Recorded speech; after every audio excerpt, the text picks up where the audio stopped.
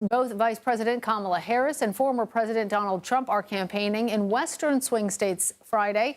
Harris rallied in Arizona for the second day in a row, taking hits at her opponent while speaking at an event for Republicans supporting Harris. Trump, meanwhile, traveled to Nevada after speaking in Aurora, Colorado earlier in the day.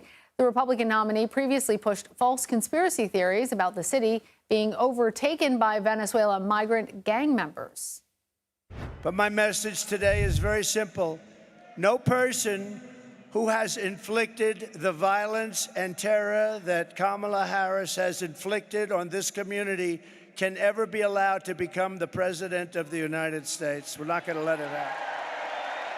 There's this kind of backward thinking coming from some folks that suggests that the measure of the strength of a leader is based on who you beat down, instead of what we know, which is the real measure of the strength of a leader is based on who you lift up. That's strength. Two very different messages, different tones. CBS News chief election and campaign correspondent Robert Costa joins me now. So, Bob, Colorado, it's not a swing state. Harris is comfortably carrying it, just as Democrats have since 2008. So what is Trump hoping to accomplish by being there?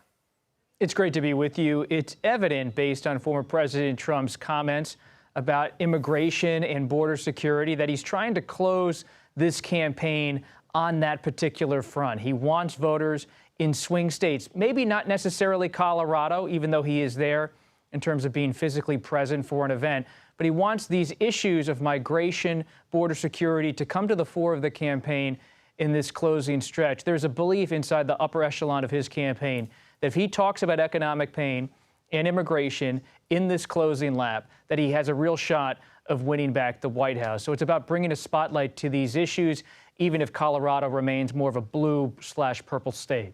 Well, let's talk about an actual swing state, Arizona. Harris is there. What's her strategy?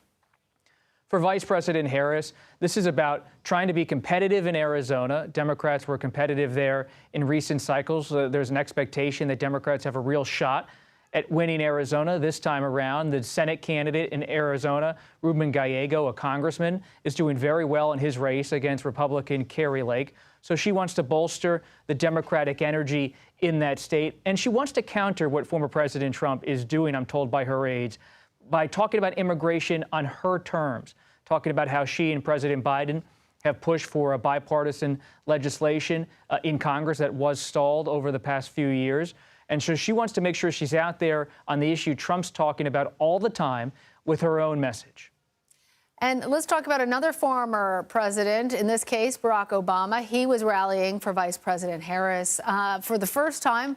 It's kind of the final stretch. So what really stood out to you about his messaging, and how effective do you think he is out there on the campaign trail for her?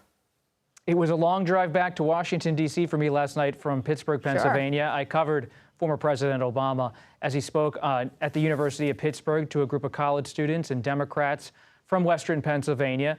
It's clear by listening to former President Obama that he wants to motivate Democrats, and he wants to try to stitch together his own coalition from 2008 and 2012 and have that coalition come together for Vice President Harris. That entails college students and includes rank-and-file Democrats, suburban Democrats, moderates, urban voters, Black Americans, Latino Americans, and others in places like Western Pennsylvania.